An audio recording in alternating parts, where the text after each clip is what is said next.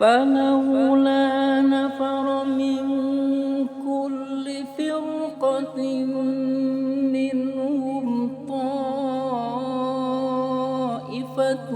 ليتفقهوا في الدين.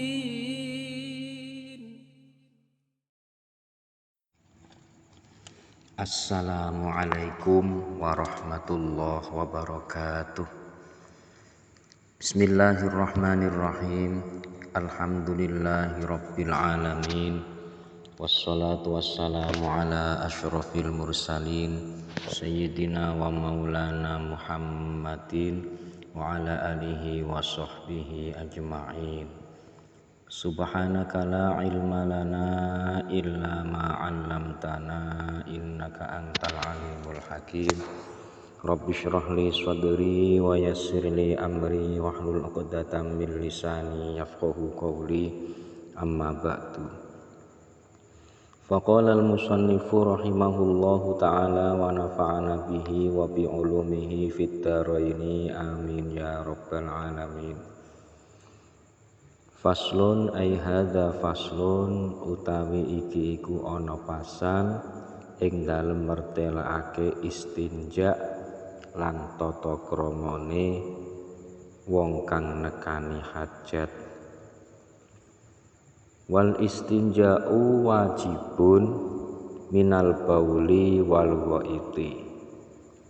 Wal istinja'u utawi istinja iku wajibun wajib minal bauli sangking nguyuh wal ghaiti lan ghait.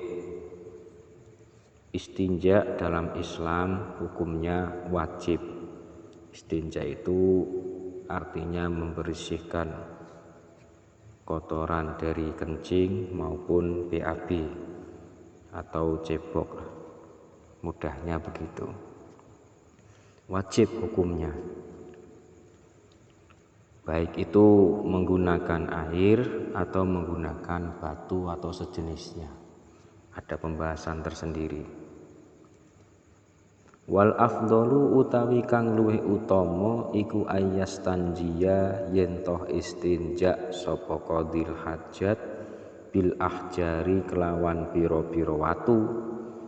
Tsumma yutbi'u nuli ngenotake sapa qadil hajat ha ing ahjar bil ma'i kelawan banyu. Istinja itu yang paling baik adalah dengan menggunakan batu terlebih dahulu. Bukan hanya batu, itu contoh saja. Benda lain boleh, yang penting itu ghairul muhtaram, bukan benda yang dimanfaatkan oleh manusia. Jadi benda yang tidak terpakai, batu atau sejenisnya, misalnya potongan kayu, potongan genteng dan lain sebagainya yang sudah tidak dimanfaatkan untuk hal yang lain, ini boleh digunakan untuk istinja.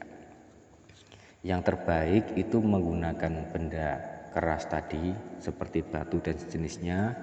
Kemudian setelah itu dilanjutkan dengan pakai air. Jadi dua hal, pakai benda padat, benda keras, kemudian disusul dengan air. Ini merupakan cara istinja yang paling utama. Wa yajuzu ayyaktasira 'alal ma'i au 'ala thalathati ahjarin yungqi bihinna al mahalla. Wa yajuzu lan menang apa ayyaktasira yen toh ngringkes sapa qadil hajat 'alal ma'i ing atase banyu. Au ala thalathati ahjarin utawa ing atase telu pira-pira watu. Boleh menggunakan salah satu dari keduanya.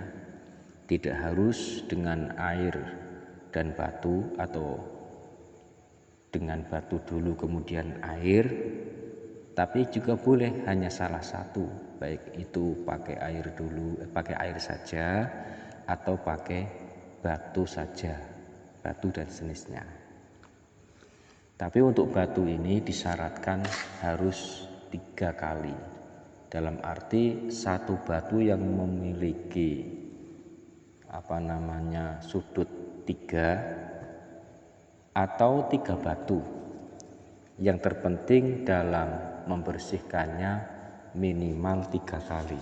Itu untuk yang batu. Batunya ya jangan yang licin, batunya yang agak kasar supaya bisa membersihkan tempat yang diistinjai itu.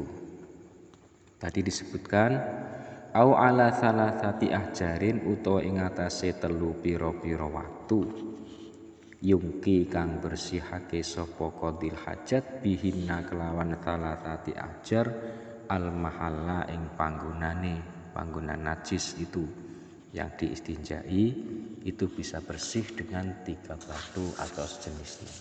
Khusus untuk batu harus 3 kali minimal. Kalau belum bersih 3 kali ditambah lagi sampai bersih dan disunahkan dengan hitungan ganjil. Fa idza arada mongko ing dalem nalikane ngarepake sapa qadil hajat al iktisara ing ringkes ala ahadihima ing atase salah suwijine alma wal ahjar ya fal ma'u mongko utawi banyu iku afdhalu luwih utama. Kalau ingin salah satu saja maka yang lebih utama dipilih adalah pakai air. Seperti yang kita lakukan setiap hari itu istinjanya cuman pakai air. Dan perlu diingat istinja menggunakan batu dan sejenisnya itu hukumnya boleh meskipun ada air. Tidak seperti tayamum yang hanya diberlakukan ketika tidak ada air atau sulit menggunakan air. Kalau istinja pakai batu dan benda keras yang lain, ini hukumnya boleh, ya juzu, sekalipun ada air. Itu hanya pilihan saja. Tapi yang lebih utama jelas menggunakan air karena lebih bersih dibandingkan dengan batu. Kemudian etika orang yang qadil hajat ya, etika orang yang mendatangi hajat atau orang yang buang air besar maupun kecil. Wa yajtanibu istiqbalal qiblati wastidbaroha fis sahra'i. Wa yajtanibu lan ngedohi sapa qadil hajat istiqbalal qiblati ing madhep kiblat wastidbaroha lan mungkuri kiblat fis sahra'i ing dalem ora-ora. Wajib hukumnya menghindari menghadap ke kiblat kalau kita sedang qadha'il hajat, kencing misalnya, tidak boleh menghadap ke kiblat dan tidak boleh membelakangi kiblat ketika kita sedang BAB. Hal ini bila kita lakukan di tempat yang lapangan misalnya, sementara di depan kita, di belakang kita tidak ada tutupnya. Kalau ada tutupnya ya nggak apa-apa, dengan ketentuan tutupnya ini tingginya mencapai sekitar 2/3 dirok dan jauhnya tidak melebihi 3 dirok. Artinya antara kita dengan satirnya itu jaraknya jangan sampai lebih dari 3 dirok dan tingginya minimal 2/3 dirok, itu tutupnya. Kalau sudah ada tutup yang memenuhi syarat seperti ini, maka tidak haram ketika kita menghadap ke kiblat atau membelakangi kiblat. Atau memang kita berada di tempat yang dikhususkan untuk buang hajat. Misalnya WC, itu kan ada tempat khusus yang memang diberi tutup. Kalau demikian halnya, maka menghadap ke kiblat ya tidak haram, makruh saja tidak ya. Begitu pula dengan membelakangi kiblat. karena itu memang berada di tempat yang memang disediakan khusus untuk buang hajat. Sekali lagi, larangan menghadap ke kiblat ketika buang hajat atau membelakangi kiblat ini berlaku ketika berada di tanah yang lapang, di tanah yang tidak ada bangunannya, misalnya di lapangan atau tempat-tempat lain yang tidak ada tutupnya. Wa yajtanibu al-baula fil ma'ir raqiti. Wa yajtanibu lan ngedohi sapa qadil hajat al-baula ing nguyuh fil ma'i ing dalem banyu ar-raqiti kang meneng. Ini juga etika. Jangan sampai kita kencing pada air yang sedikit, pada air yang diam. Menurut Imam An-Nawawi, hukumnya haram kencing pada air yang sedikit, karena ini bisa menyebabkan najisnya air tersebut. Namun bila airnya ini banyak, maka tidak dihukumi makruh. Wa tahtas syajarati al-muthmirati, lan ing dalem ngisore wit al-muthmirati kang biasa woh atau kang ngetokake woh.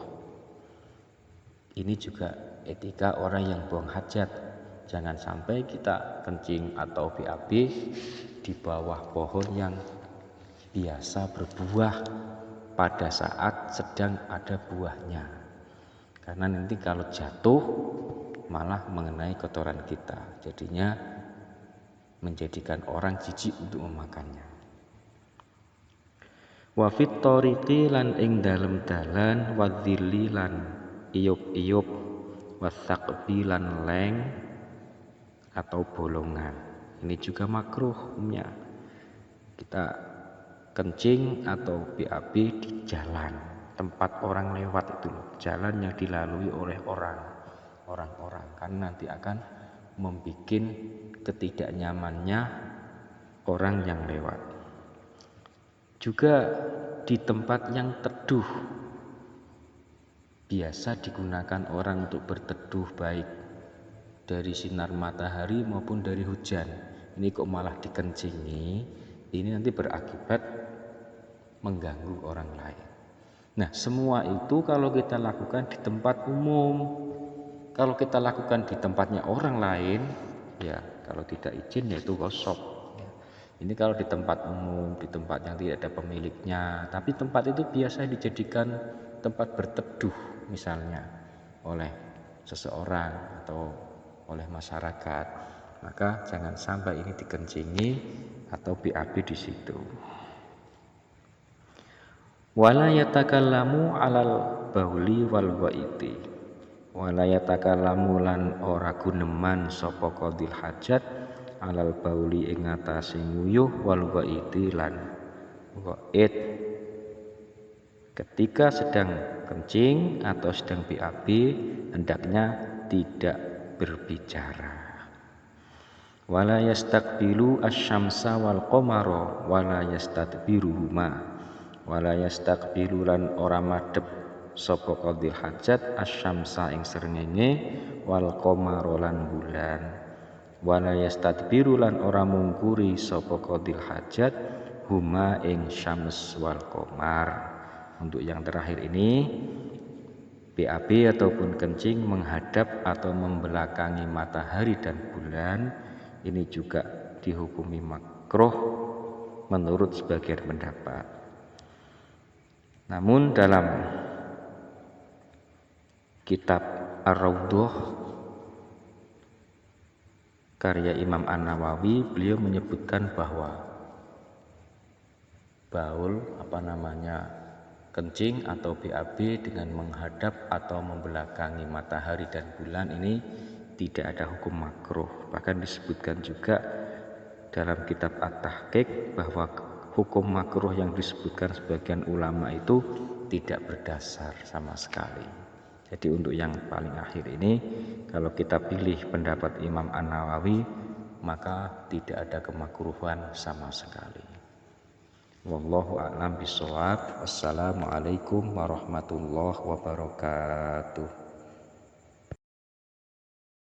الرب صلى دائما وسلم على